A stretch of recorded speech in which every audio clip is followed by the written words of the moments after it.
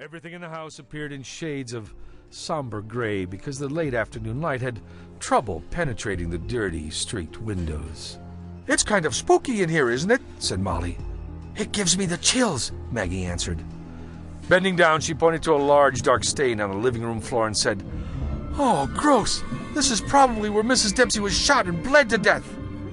Suddenly, the door to the kitchen slammed shut with a loud bang. Both girls screamed in surprise. "Oh, that scared me," said Maggie with a nervous laugh. "I didn't feel a breeze in here, did you?" "No," said Molly. "Let's go check it out." But when she tried to open the kitchen door, the knob wouldn't turn. "That's funny. It's locked." She looked down to see Sparky stick his nose under the door and sniff. Molly thought she saw a streak of light coming from under the other side of the door just when Sparky began to whine and back away. Then, with his tail tucked between his legs and the hair on his back standing on end, the dog gave a half-hearted growl and scampered out the open front door. "Okay," said Molly, carefully moving away from the kitchen door. "I think that's our cue to split." The twins scurried out of the house and bounded onto the freshly cut hayfield that separated the Dempsey's land from the Spicer's orchard. "That place gives me the creeps," said Maggie. "Me too," said Molly with a shudder. They were walking past one of the large bales of hay that dotted the field when Molly looked around for their dog. "Hey, where's Sparky? He was here just a minute ago." Behind another bale, Sparky began howling in a way they had never heard before. It sounded so fearful.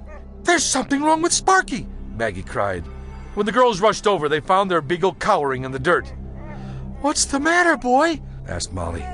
The dog was shaking and howling, his terror-crazed eyes locked on the roof of the house a few hundred yards away.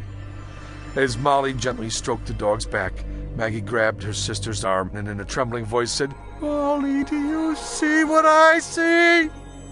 In the dusk, against a sky darkened by the clouds, a bright ball of light hovered just above the chimney. At first it looked like a large helium balloon, but the awestruck girls knew it couldn't be because it emitted its own light and changed shape from perfectly round to oblong to the squashed look of a floating pumpkin. "That's the ball of light people have been talking about," said Maggie. "What do you suppose it is?" Before Molly could speak, the ball of light began to move. It drifted away from the house and disappeared among the trees that bordered the hayfield. "Do you believe this? We actually saw it," said Maggie, feeling thrilled and scared at the same time. "I can't wait to tell Mom and Dad," added Molly. When they burst into their kitchen minutes later, the twins jabbered excitedly to their parents about the mysterious light. At first, the Spicers thought their daughters were putting them on, but the look of amazement in the girls' eyes convinced David and Beth their children were telling the truth. "Well, I don't know what to make of it, kids," said Beth. "I know others have seen the same thing, but I'd rather we kept a low profile on this, okay?" The girls reluctantly agreed, sort of. They did tell their friend Kate, but only after she promised to keep it a secret. Not surprisingly, it took only about 2 days before the whole town heard about it. Some laughed, some scoffed, but most didn't know what to believe. A week later, after dinner one moonless night, the girls were looking at the planet Saturn through their telescope when, off in the distance, they spotted the weird ball of light dancing low in the sky. "Let's follow it," said Maggie. "I wish Mom and Dad were home," said Molly. "But why not? Let's take Sparky and go." They ran through the orchard and reached the hayfield where the light was floating toward the woods.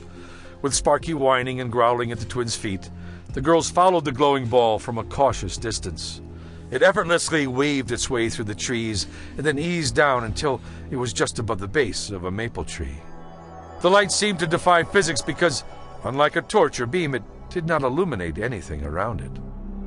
The girls bravely inched forward and were about 20 yards away when Sparky came to a halt and started howling in the same fearful way he had the week before. As Maggie turned around and tried to comfort the beagle, Molly let out an ear-piercing shriek, turned on her heels, and started to run. Maggie and Sparky were right behind her. When they reached the clearing, they stopped. "Why did you scream?" asked Maggie. "I thought I saw the face of a man, an ugly, horrible face, and his mouth was all twisted." "I didn't see any face. Your imagination must have got..."